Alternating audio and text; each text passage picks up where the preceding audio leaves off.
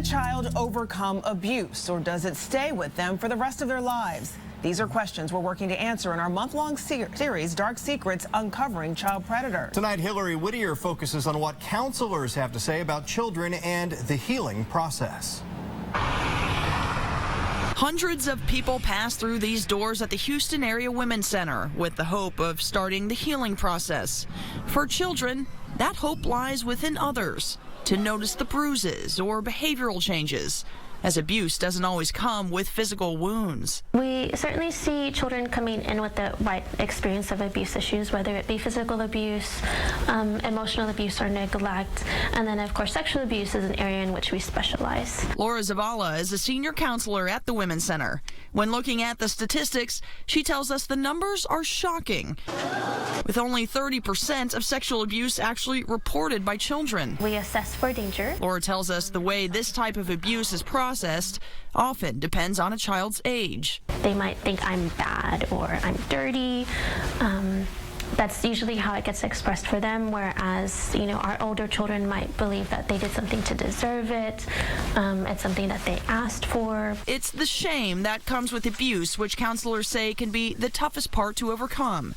P.K. McCary is the executive director of Think Peace International. It's an international organization made up of artists, educators, and social activists building cultures of peace, justice, and healing for the world. PK says her organization works with abused children. No matter how many scars are left behind, she tells us overcoming your past is always a possibility. Abuse has a lot of different labels, but in the end, it's about giving a child the safety of a home and love, knowing that he's valued and cared about.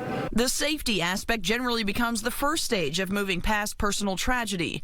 After abuse occurs, there are three main steps that need to be ingrained in the healing process. First, counselors say deciding on goals and feeling safe are most important.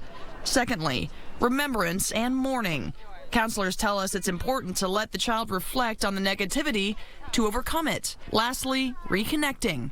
Connecting with people and other meaningful aspects of life often starts with discussion. Having conversations with kids about, it's safe to talk to me, I'm not going to be angry at you. We've got to talk about it. No ands, if, buts about it. We've got to stop ignoring it. It can't be one of the conversations that we don't have. We'll talk about nuclear weapons or we'll talk about the environment, but we don't want to talk about child abuse. We don't want to talk about racism. It's time. We need to talk about it, and then we need to commit to one another to do something about it. Committed to creating a better, more open future for our little ones.